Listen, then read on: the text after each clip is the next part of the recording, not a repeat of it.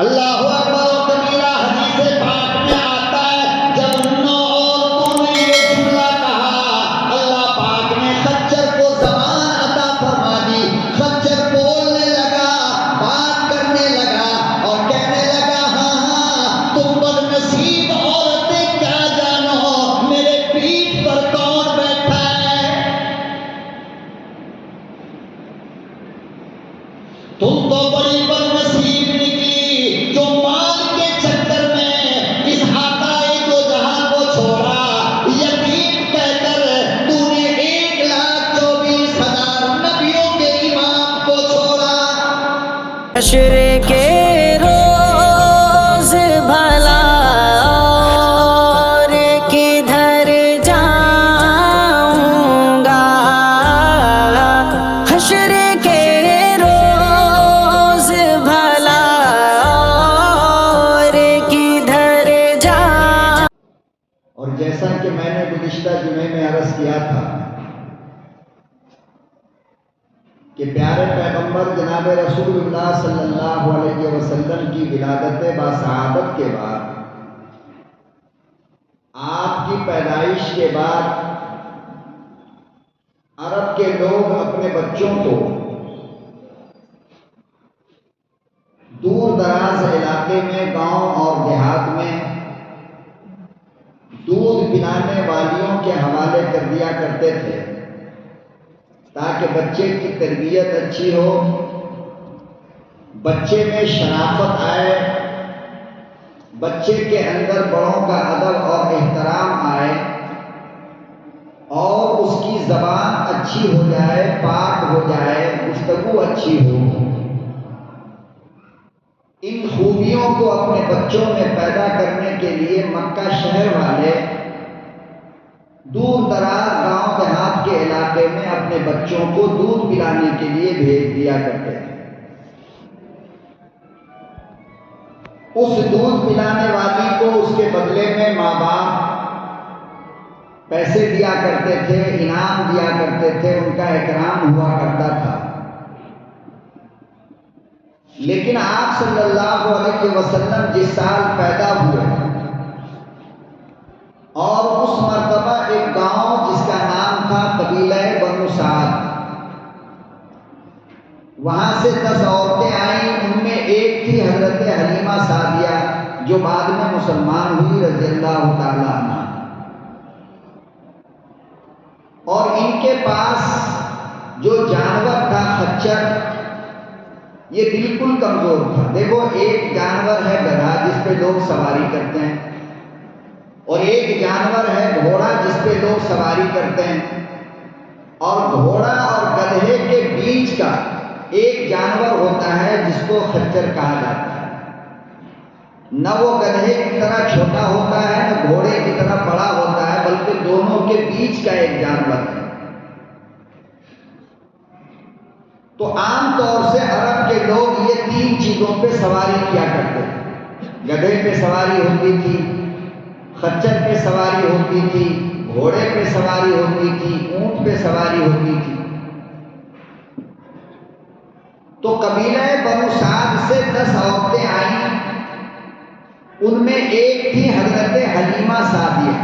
یہ بہت پیارا نام ہے، بہت زیادہ. اکثر و بیشتر یہ دیکھا گیا کہ جس لڑکی کا نام حلیمہ رکھ دیا جائے اور اس کے ساتھ سعدیہ رکھ دیا جائے تو حلیمہ کے معنی آتے ہیں بردباری، ہل، عجز و انکساری، اور سعدیہ کے معنی آتے ہیں نیک. اب اگر کسی ایک لڑکی کا نام یہ رکھا جاتا ہو حلیمہ سعدیہ تو آپ بتاؤ کہ اس کے نام میں کتنا معنی اور مطلب ہے. یعنی خدائے وحدہ لا شریک کی نیک بچی، نیک بندی اور بردباری والی، انکساری والی، جس کے اندر تکبر نہ ہو، گھمنڈ نہ ہو، بے حیائی نہ ہو، بے شرمی نہ ہو، ایسی لڑکی کو حلیمہ کہا جاتا ہے اور ایسی لڑکی کو سعدیہ کہا جاتا ہے. تو عام طور سے یہ دیکھا گیا کہ جس لڑکی کا نام یہ ہو اس کے اندر حیا بہت پائی جاتی ہے، اس کے اندر عاجزی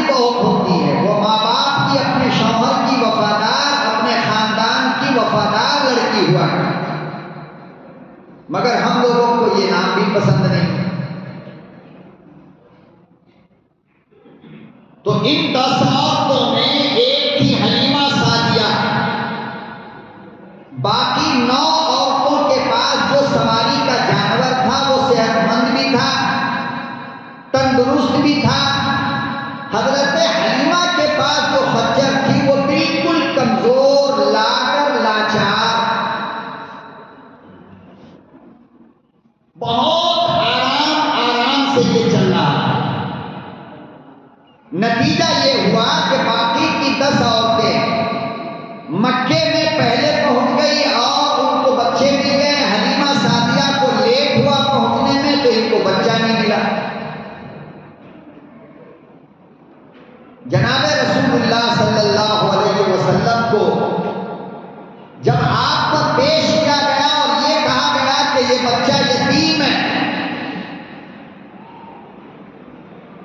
تو حضرت حلیمہ کے شوہر نے کہا کہ لے لو, ہو سکتا ہے کہ اللہ اس کے اندر ہمارے لیے برکت رکھ دے, اللہ نے اس کے اندر کوئی خیر رکھا ہو. چنانچہ حضرت حلیمہ سعدیہ نے ہمارے آقا جناب رسول اللہ صلی اللہ علیہ وسلم کو اخیر میں اپنے گود کے اندر اٹھایا اور اپنے شوہر کے پاس لے کر کے آ گئے.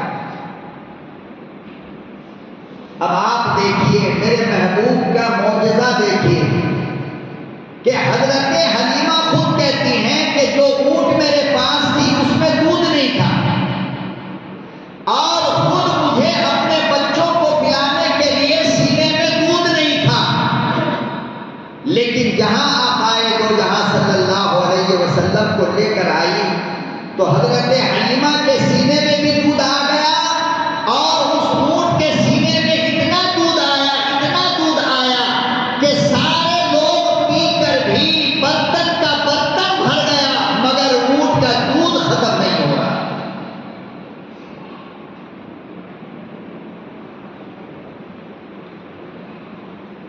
آپ کے پاس جو پہلے سے بچہ تھا جس کا نام تھا عبداللہ, حلیمہ کہتی ہیں کہ دودھ نہ ہونے کی وجہ کر وہ بچہ ساری رات بھوک کی وجہ کر روتا تھا, لیکن اس دن اس بچے نے بھی مست ہو کر دودھ پیا اور آرام سے سو گیا.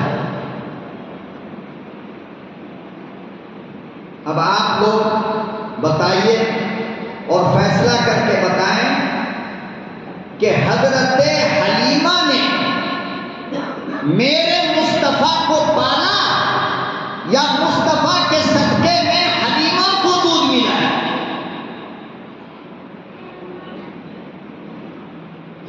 اگر میرا نبی نہ آتا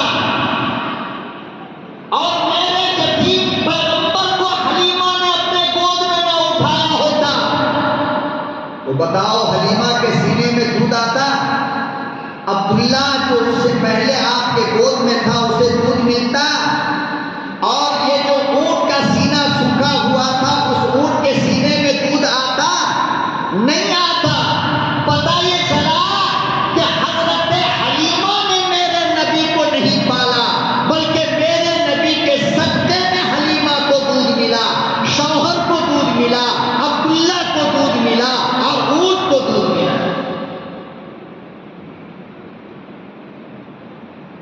پھر بھی لوگ کہتے ہیں کہ حلیمہ نے نبی کو پالا. ارے بھائی حلیمہ نے نبی کو کیسے پالا؟ آپ سوچ کر خود کو دیکھیں. حلیمہ جب میرے نبی کے پاس نہ تھی, میرا نبی حلیمہ کے گود میں نہ تھا, تو حلیمہ کے پاس تھا کیا؟ جب میرا پیغمبر آیا تب حضرت حلیمہ کو دودھ ملا.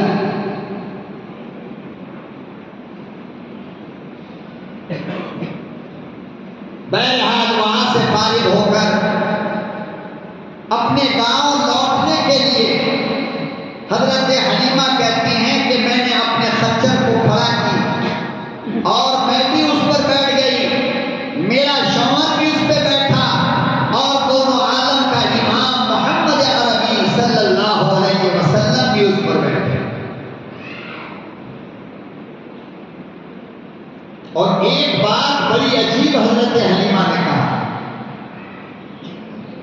کہ محمد صلی اللہ علیہ وسلم کو جب میں نے اپنے سینے سے لگایا تو وہ صرف دائیں طرف کے سینے میں دودھ پیتے تھے، بائیں طرف کبھی بھی پیائی نہیں، کبھی بھی۔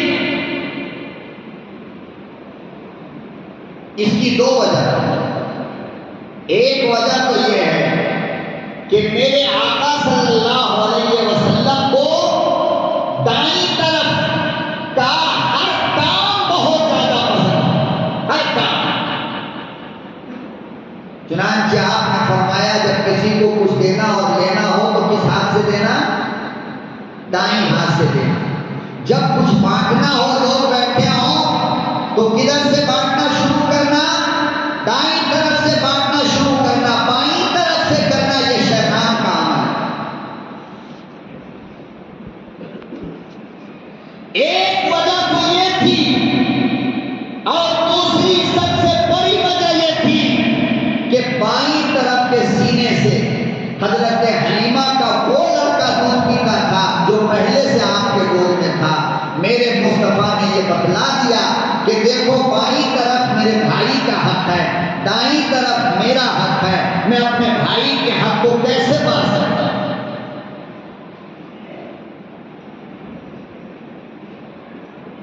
بچپن کے زمانے میں جس پیغمبر نے اپنے بھائی کا خیال کیا، اس پیغمبر کو ماننے والی یہ امت آج اپنے بھائی کے حقوق کا خیال نہیں رکھتی، اور چاہتی یہ ہے اگر 5 بھائی ہو تو چاہے گا یہ کہ سب کا ہم کو ملے، ہمارا کسی کو نہ ملے، اور ہر کوئی یہ چاہتا ہے کہ میں سب سے زیادہ ترقی یافتہ بن کر کے رہوں۔ یاد رکھنا یہ چاہنے والے کو اللہ کبھی بھی برکت نہیں دیتا ہے۔ اپنے بھائی کی فکر کرو، اللہ خود بخود آپ کو برکت دے دے۔ اپنے بھائی کو کھلانے کی فکر کرو، اللہ خود تمہارے دروازے پہ رزق کو بھیج دے گا۔ اپنے بھائی کے کپڑے کا خیال کرو، اللہ خود تمہیں کپڑا پہنا دے گا۔ اپنے بھائی کو رہنے کے لیے مکان کی فکر کرو، اللہ تم کو خود مکان عطا فرمائے۔ لیکن نہیں، بھائی کامیاب کیوں ہو گیا؟ یہ بھائی ترقی کیوں کر رہا ہے؟ یہ بھائی اتنا بڑا کیسے بن گیا؟ یہ ایسا مکان کیسے بنا لیا؟ ان چیزوں کی وجہ کر آج اللہ ہماری زندگی سے برکت کا خاتمہ کر دیا ہے، ہماری رزق کے اندر برکت نہیں۔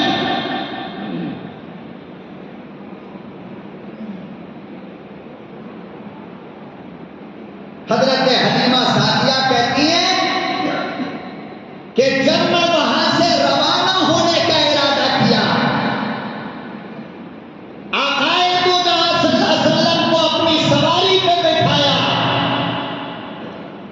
تو خچر جو لاغر تھا، کمزور تھا، بیمار تھا، جسم میں ہڈی کے سوا کچھ نہ تھا، گھنٹوں گھنٹہ لگتا تھا اسے کھڑا کرنے میں، اور آرام سے چلتا تھا بیماری کی وجہ کر، کمزوری کی وجہ کر۔ حلیمہ کہتی ہیں کہ جب میرا لاڈلا اس خچر پہ بیٹھا تو ایسا لگ رہا تھا جیسے خچر کو جوانی آ گئی، اور بھاگنا شروع کیا، دوڑنا شروع کیا تو وہ 9 عورتیں جو بچے کو لے کر آگے آگے جا رہی تھی، حضرت حلیمہ کا خچر ان تمام کے سواری سے آگے بڑھ گیا۔ اب وہ جو 9 عورتیں تھے وہ پریشان،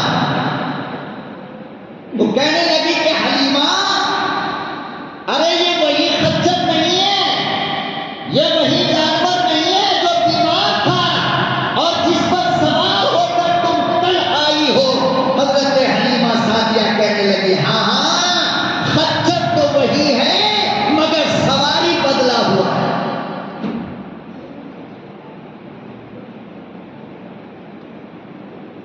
سوار وہی ہے مگر سواری بدلا ہوا ہے۔ کل ہم 2 تھے، آج ہم 3 ہیں۔ اللہ اکبر و کبیرہ، حدیث پاک میں آتا ہے جب 9 عورتوں نے یہ جملہ کہا، اللہ پاک نے خچر کو زبان عطا فرمایا۔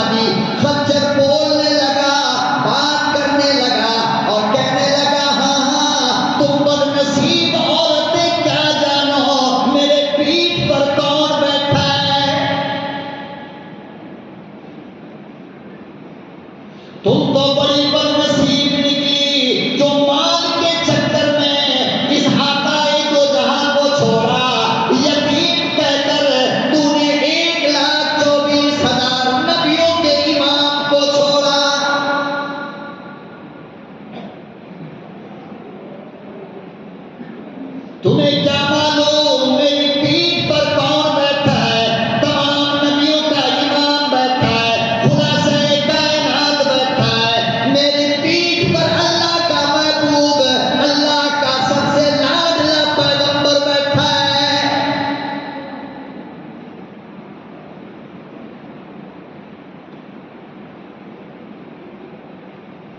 جناب حضرت حلیمہ سعدیہ رضی اللہ تعالی عنہا کہتی ہیں کہ جب میں اپنے گاؤں میں پہنچی تو کہتی ہیں خدا کی قسم ہے اس گاؤں کا کوئی گھر ایسا نہ تھا، اس گاؤں کا کوئی محلہ ایسا نہ تھا، اس گاؤں کی کوئی گلی ایسی نہ تھی جس گھر میں، مکان میں، محلے میں خوشبو نہ پھیل گئی ہو۔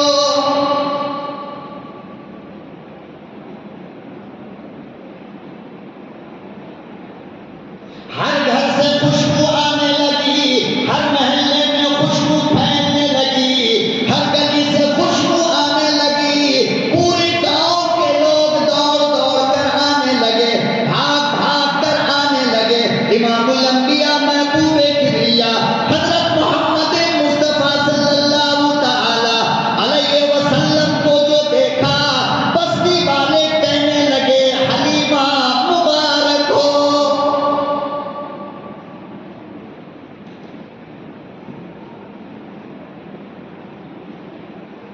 اور اتنی عقیدت پیغمبر اعظم کی لوگوں میں بیٹھ گئی، اور اتنا پیار لوگوں کو ہمارے مصطفیٰ سے ہو گیا کہ لکھا ہے کتاب کے اندر کہ جب کوئی بیمار پڑ جاتا، جب کسی کو زخم ہو جاتا، پھوڑا پھنسی ہو جاتا، کوئی پریشانی ہو جاتی، تو مصطفیٰ کی خدمت میں لا کر میرے محبوب کے ہاتھ کو بدن پہ رکھواتے تھے، بیماری ٹھیک ہو جاتی تھی۔ یہ بچپن کا معاملہ ہے۔ میں آپ سے پوچھتا ہوں، آپ سوچو، آپ جواب دو، میرے محبوب کے سامنے جو لوگ تھے ان کو بیماری آتی، ان کو زخم ہوتا، میرے آقا کا ہاتھ ان کے جسم پہ لگ جاتا، بیماری ٹھیک ہو جاتی۔ آج اس نبی کا وارث ہے یا نہیں ہے؟ آپ بتاؤ۔ آج اس مصطفیٰ کے غلام ہیں یا نہیں؟ آج مصطفیٰ کے ماننے والے اور آپ کے علم کے وارث علماء ہیں یا نہیں تمہارے شہر کے اندر؟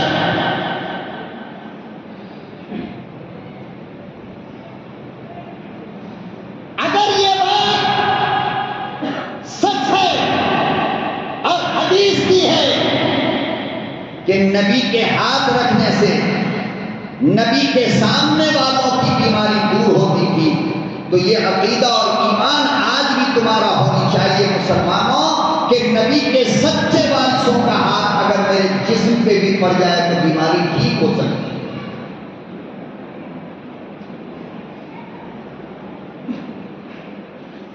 لیکن کیوں؟ ہمیں ضرورت کیا ہے اتنی محبت اور یہ عقیدہ اپنے علماء کے ساتھ پیدا کرنے سے؟ ہمیں تو ان کی برائی کرنے سے فرصت نہیں ہے، ہمیں تو ان کے اندر کمی نکالنے سے فرصت نہیں ہے۔ یہ ایسے چلتا ہے، یہ کھاتا ہے، یہ اتنی بڑی گاڑی پہ چلتا ہے، یہ آئرن والا کپڑا پہنتا ہے، یہ اتنی مہنگی گھڑی پہنتا ہے، یہ اتنی مہنگی ٹو ویلر چلاتا ہے، آخر اس کے پاس پیسہ آیا کہاں سے؟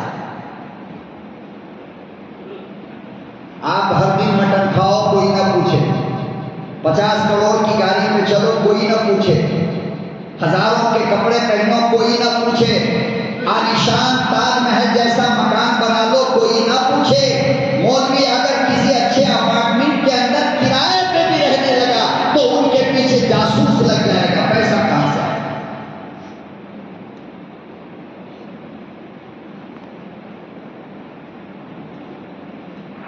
یاد رکھو قوم کے لوگوں، میرے نبی نے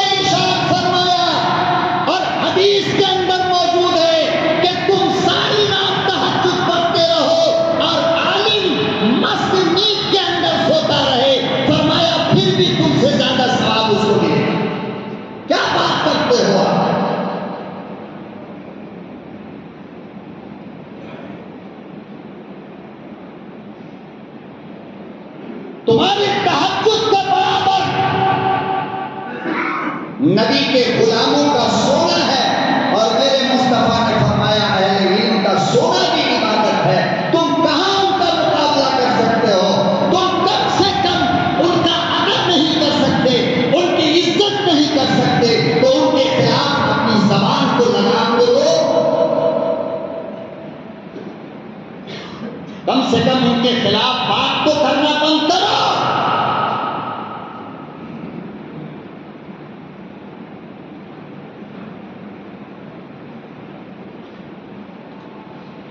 یاد کرو جس دن تم مرغ مسلم کھلا کر اپنی اولاد کو بڑے بڑے اسکول اور کالج میں پڑھاتے تھے، انجینئر بنانے کے لیے، ڈاکٹر بنانے کے لیے، بیرسٹر بنانے کے لیے، لائر بنانے کے لیے، پروفیسر بنانے کے لیے، اس دن ہماری ماں ہمیں مدرسے کی نمک روٹی کھلا کر محمد کا قرآن پڑھاتی۔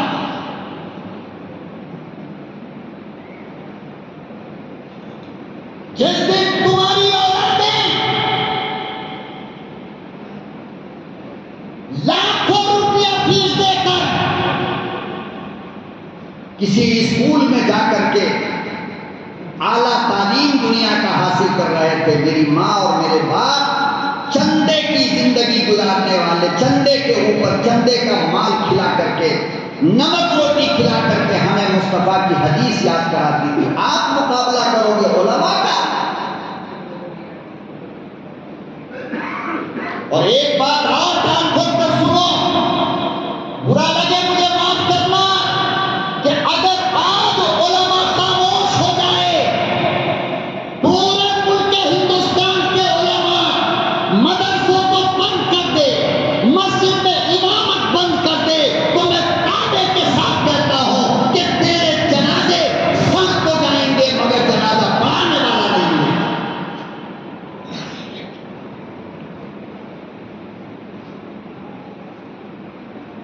اور 10 سال کے بعد کسی کو کلمہ یاد نہیں رہا۔ یہ مکتب میں پڑھانے والے 2,000-10,000 روپیہ تنخواہ لے کر تمہاری بچوں کو مصطفیٰ کا کلمہ سکھانے والے، مصطفیٰ کی حدیث سکھانے والے، ارے تم تو باپ ہو، کھانے کی سنت یاد ہے، لیکن یہ مسجد کے مکتب میں آپ کے معصوم بچے کو مصطفیٰ کے کھانے کی سنت یاد کرا دی گئی۔ آپ کو پھر بھی سمجھ میں نہیں آیا علماء کا مقام اور عالموں کی عزت کیا ہوتی ہے؟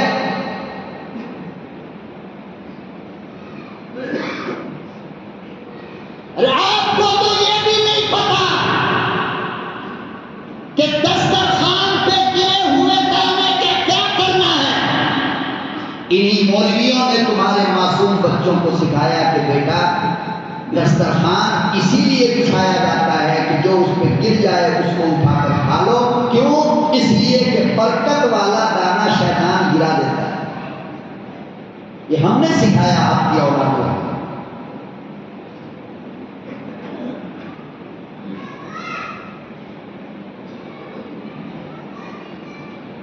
بم بنانے والی کتاب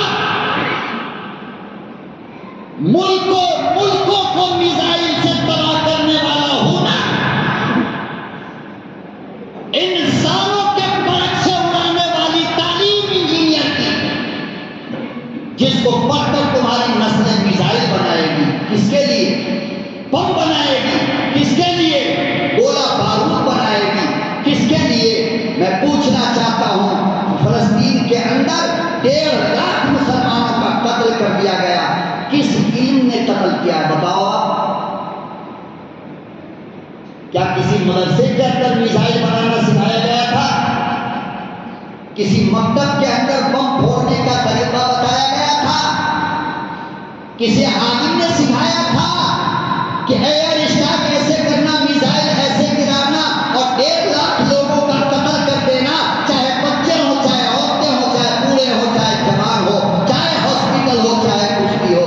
آپ ایسے علم سکھانے والوں کو لاکھوں روپیہ دیتے ہو، لیکن گرتے ہوئے انسان کو سہارا دینے کا طریقہ جس علم کے ذریعے بتایا جائے اس کی توہین کرتے ہو؟ ان علماء کی کوئی قدر نہیں؟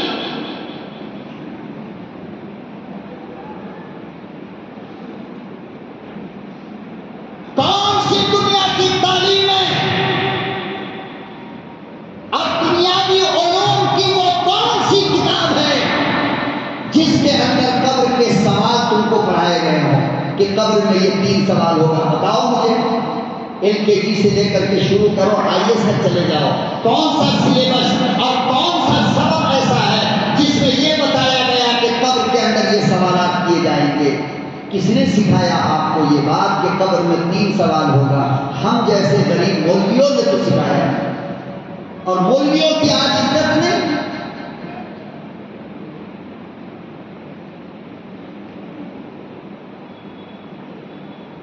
ماں کے حقوق یہ ہیں، باپ کے حقوق یہ ہیں، کون سی کتاب میں ہے؟ کون سے اسکول میں پڑھایا جاتا ہے؟ مجھے ذرا دکھاؤ۔ یہ مکتب میں پڑھنے والے معصوم بچوں کو ہمارے مولویوں نے، علماء نے آپ کے سکھایا کہ ماں کا ادب یہ ہے، باپ کا ادب یہ ہے، مسجد کا ادب یہ ہے، قرآن کا ادب یہ ہے، کھانے کا ادب یہ ہے، سونے کا ادب یہ ہے۔ کون بتانے والا ہے؟ تو جو مولوی آپ کی اولاد کو انسان بنائے، آج اس کی کوئی قدر اور کوئی اہمیت نہیں، بلکہ بعض لوگ تو بدتمیزی کرتے ہیں، گالیاں دیتے ہیں، ان پر ہاتھ اٹھاتے ہیں۔ میں کہتا ہوں ایسے ہاتھ کو اللہ معاف نہیں کرے۔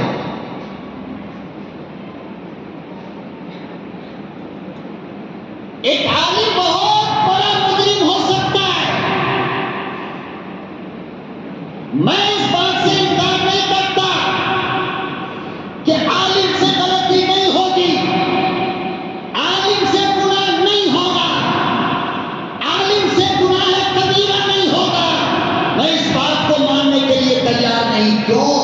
اس لیے کہ موجودہ دور کا عالم کوئی نبی نہیں، مصطفیٰ کو دیکھنے والا کوئی صحابی نہیں، فرشتے کی اولاد نہیں ہے، وہ ایک عام انسان ہے آپ کی طرح، جس نے اپنے سینے میں پیغمبر کے علم کو محفوظ کر کے عالم کہلایا ہے۔ تو گناہ تو ہوگا، میں اس سے انکار نہیں کرتا، غلطی تو ہوگی، میں اس سے انکار نہیں کرتا، نمازیں اس کی بھی چھوٹے گی، گناہ اس سے بھی ہوگا، میں اس بات کا انکار نہیں کرتا۔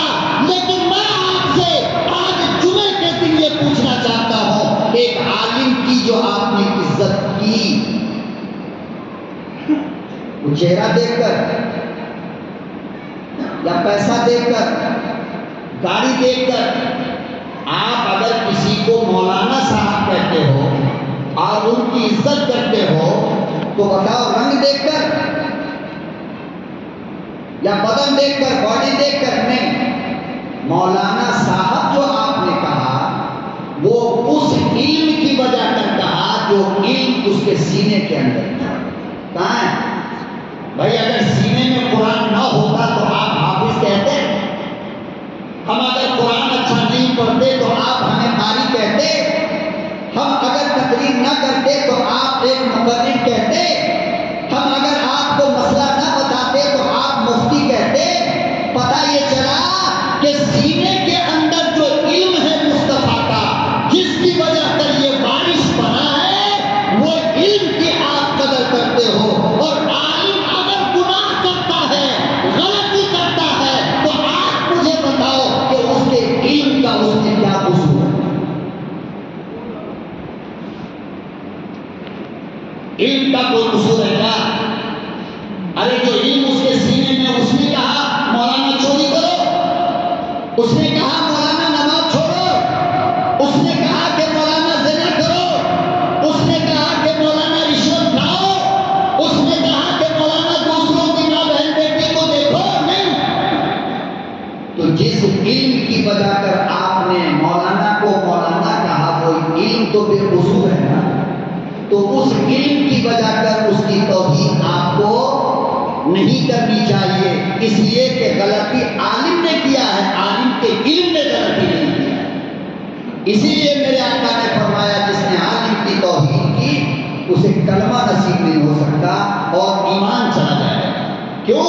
اس لیے کہ عالم کی عزت چہرے سے نہیں ہوئی، آنکھ سے نہیں ہوئی، زبان سے نہیں ہوئی، بدن سے نہیں ہوئی، بلکہ عالم کی عزت علم سے ہوئی ہے۔ تو عالم کی ذلت علم کی ذلت ہے، لہذا ایمان محفوظ نہیں ہے۔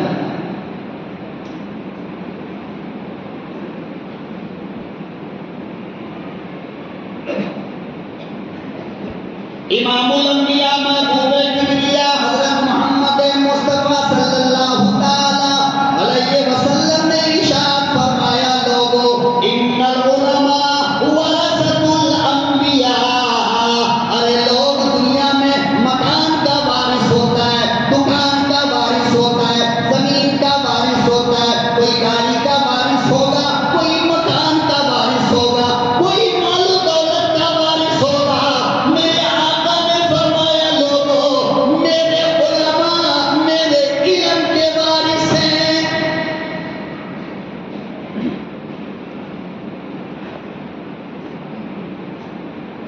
اندازہ لگاؤ، یہ جو قرآن آج تم دیکھتے ہو پڑھتے ہو، یہ قرآن کیوں آیا؟ یہ قرآن آج تک تمہارے پاس کہاں سے محفوظ ہے؟ اگر یہ حافظ قرآن نہ ہوتے تو بتاؤ قرآن کہاں ملتا؟ اگر یہ علماء نہ ہوتے تو نماز کے مسائل، یہ رکوع، یہ سجدہ، یہ قیام، یہ قعود، یہ التحیات کہاں سے ملتی؟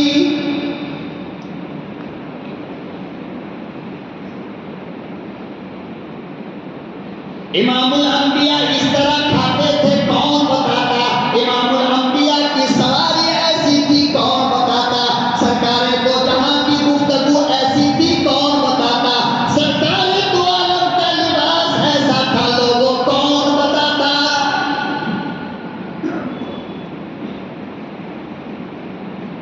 علماء کا احسان مانا کرو، علماء نے بڑی محنت کی ہے اسلام کو زندہ رکھنے کے لیے۔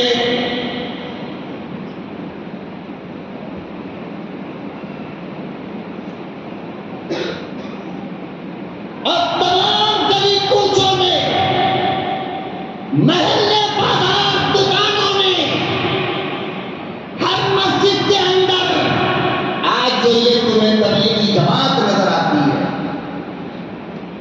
گنڈے انسان بن گئے، چور انسان بن گئے، رات دن عورتوں کے پیچھے پڑنے والا آج تہجد میں کھڑا ہو کر اگر روتا ہے تو میں تم سے پوچھتا ہوں کہ یہ تبلیغی جماعت کس کی ہے؟ کس نے اس کو چالو کیا؟ کس نے اس کو شروع کیا؟ کیا بنگلے والی مسجد تمہیں یاد نہیں؟ کیا مولانا الیاس تمہیں یاد نہیں؟ ارے قاسمی تھے، دارالعلوم کی روٹی کھا کر دارالعلوم سے فارغ ہوئے۔ کون تھے مولانا عمر پالن پوری جانتے ہو؟ کون تھے حضرت مولانا انعام الحسن صاحب رحمۃ اللہ علیہ، کیا تم جانتے ہو؟ ان میں سے کون ہے جو غیر عالم تھے؟ مجھے بتاؤ۔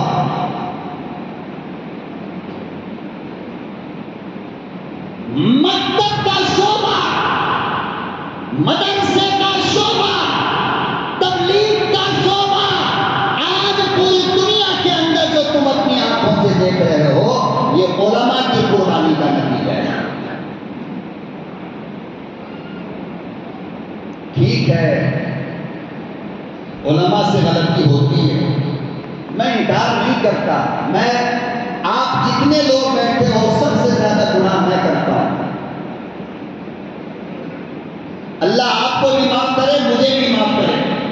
آپ سے زیادہ غلطی مجھ سے ہوتی ہے، لیکن اس کا یہ مطلب نہیں کہ آپ میرے علم کی توہین کرو گے، آپ میرے سینے کے قرآن کی توہین کرو گے۔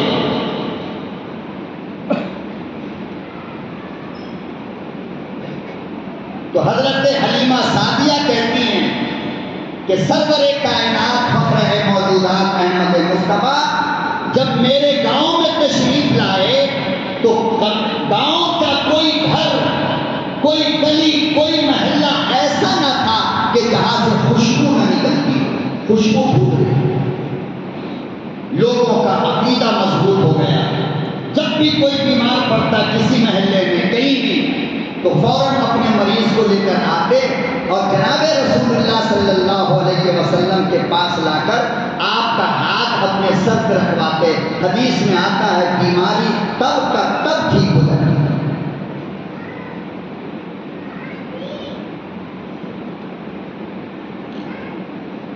امام الانبیاء محبوب کبریا حضرت محمد مصطفیٰ صلی اللہ تعالی علیہ وسلم کی شان بیان کرتے ہوئے، آپ کی عظمت کا ذکر کرتے ہوئے حضرت حلیمہ سعدیہ کہتی ہیں میں نے بکریاں پال رکھی تھی، میری ایک بکری ایسی تھی کہ جب بھی وہ جنگل کی طرف جاتی تو سب سے پہلے کالی کملی والے کو آ کر سجدہ کرتی. جب بھی صبح میں جنگل کے لیے روانہ ہوتی تو سب سے پہلے حضور اکرم صلی اللہ علیہ وسلم کو ایسے سر جھکا کر کے سجدہ کرتی، گویا وہ بکری کا بچہ بھی جانتا تھا کہ یہ امام الانبیاء ہے. اور اس طرح کا ایک واقعہ اور حدیث کے اندر موجود ہے. حضرت انس ابن مالک رضی اللہ تعالی عنہ فرماتے ہیں کہ حضور اکرم صلی اللہ علیہ وسلم ایک مرتبہ ایک انصاری کے باغ میں گئے اور وہاں ایک بکری چل رہی تھی باغ میں. آپ کے ساتھ حضرت ابو بکر بھی تھے، حضرت عمر بھی تھے. آپ صلی اللہ علیہ وسلم جیسے ہی باغ میں پہنچے بکری نے چرنا چھوڑا اور فوراً مصطفیٰ کے قدموں پہ آ کر کے اپنا سر رکھ دیا، گویا مصطفیٰ کو سجدہ کرنا. حضرت ابو بکر جو دیکھ رہے تھے، حضرت ابو بکر نے کہا کہ یا رسول اللہ، اگر جانور آپ کو سجدہ کرتا ہے تو میں اس بات کا زیادہ حقدار ہوں کہ میں آپ کو سجدہ کروں. آقا دو جہاں صلی اللہ علیہ وسلم نے فرمایا کہ ابو بکر، کسی انسان کے لیے یہ جائز نہیں کہ وہ کسی انسان کو سجدہ کرے. جملے پہ غور کرنا، روایت موجود ہے، حدیث موجود ہے، کتاب موجود ہے، کہو تو دکھاؤ. ابو بکر کسی انسان کے لیے جائز نہیں کہ وہ کسی انسان کو سجدہ کرے. یہ تو تب کی بات ہے جب انسان زندہ ہو. انسان، میرے آقا کے کہنے کا مطلب کیا تھا؟ یہی تھا نا کہ کسی انسان کو کوئی انسان یعنی زندے کو زندہ سجدہ کرے، یہ جائز نہیں ہے. واہ، اس مصطفیٰ کے غلاموں نے یہ مان لیا کہ زندگی میں تو سجدہ کرنا جائز نہیں، ہاں البتہ مرنے کے بعد قبروں کو سجدہ کرنا جائز. یہ ہم لوگوں نے کیا کیا؟ تو آج درگاہوں میں جا کر کے دیکھو کیا تماشا ہو رہا ہے. کتنے سر قبر کے اوپر پڑے ہوئے ہیں. آقا نے فرمایا کہ ابو بکر یہ نہیں، یہ ناجائز ہے کہ کوئی انسان کسی انسان کو سجدہ نہیں کر سکتا. اور اسی حدیث کا اگلا جملہ سنو، فرمایا کہ اگر میرے اللہ نے کسی انسان کو کسی انسان کے سجدے کی اجازت دیتا تو بیوی کو اجازت دیتا کہ اپنے شوہر کو سجدہ کرے.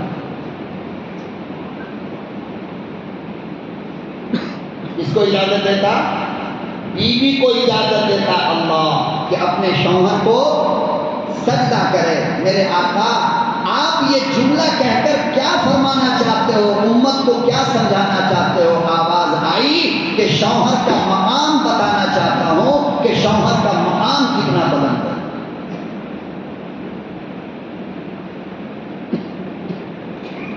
کہ رب کعبہ کے بعد اگر سجدے کی اجازت ہوتی تو وہ بیوی کو اجازت ہوتی کہ اپنے شوہر کو سجدہ کرے. کیوں؟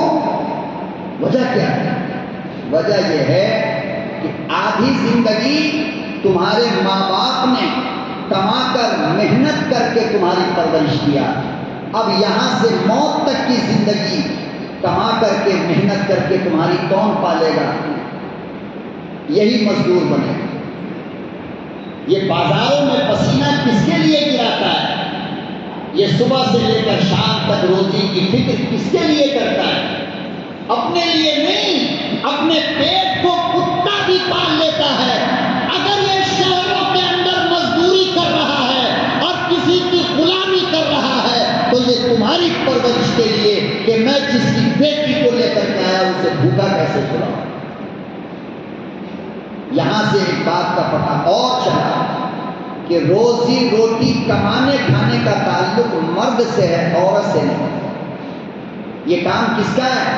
مرد کا ہے، عورت کا کام نہیں ہے۔ عورت گھر کی زینت ہے، عورت مرد کی اولاد کی پرورش کی ذمہ دار ہے، وہ گھریلو زندگی کو سدھارے گی، اور مرد محنت مزدوری اور مشقت کر کے اپنے گھر والوں کو پالے گا۔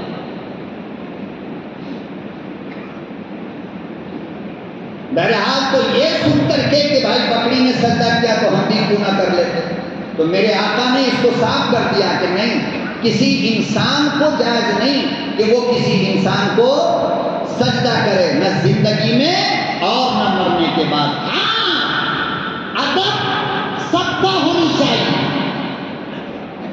باپ کا ادب، بیٹے کا ادب، بچوں کا ادب، بیوی کا ادب، ماں کا ادب، خاندان کا ادب، رشتہ داروں کا ادب، غیروں کا ادب، اپنوں کا ادب، ادب سب کے لیے ہونی چاہیے، مگر سجدہ صرف اللہ کے لیے، اس کے علاوہ سجدہ کسی کو جائز نہیں ہوگا۔ اب آپ کہو گے پھر بکری نے کیوں سجدہ کیا؟ اب یہاں سے لوگ جائیں گے باہر تو کہیں گے مولانا نے تو بڑی عجیب بات کہی، بکری نے کیوں سجدہ کیا؟ تو جواب سن لو، جانوروں پہ شریعت کا کوئی قانون نافذ، ارے بولو نا، شریعت کا کوئی قانون نافذ نہیں۔ میسور روڈ سرکل پہ لال بتی جل گیا، کیا جل گیا؟ لال بتی۔ آپ اگر سگنل کراس کرو گے تو آپ کے نام پر بل آ جائے گا، کیا آئے گا؟ لیکن اگر کوئی پیر چلا جائے تو اس کے نام پہ بل آئے گا؟ بولو آئے گا؟ نہیں۔ پتہ یہ چلا کہ دنیا کا قانون ہو یا اسلام کا قانون ہو، وہ انسان کے لیے ہوتا ہے، جانور کے لیے کوئی قانون۔ اللہ پوچھے گا تمہارے پیر سے کہ فجر کیوں نہیں پڑا تھا؟ پوچھے گا، ہم سے پوچھے گا کہ تم نے فجر کیوں نہیں پڑھی۔ اللہ پوچھے گا جانور سے کہ تم نے گالی کیوں دیا۔ اللہ پوچھے گا جانور سے کہ تم نے دوسرے کے کھیت میں کیوں کھا لیا۔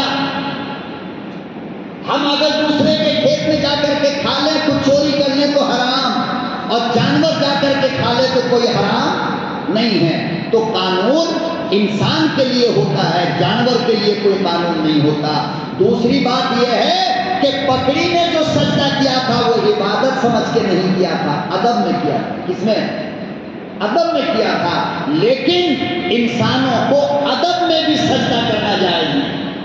اللہ پاک ہمیں اور آپ کو کہنے سے زیادہ عمل کی توفیق عطا فرمائے۔ وآخر دعوانا ان الحمد للہ رب العالمین۔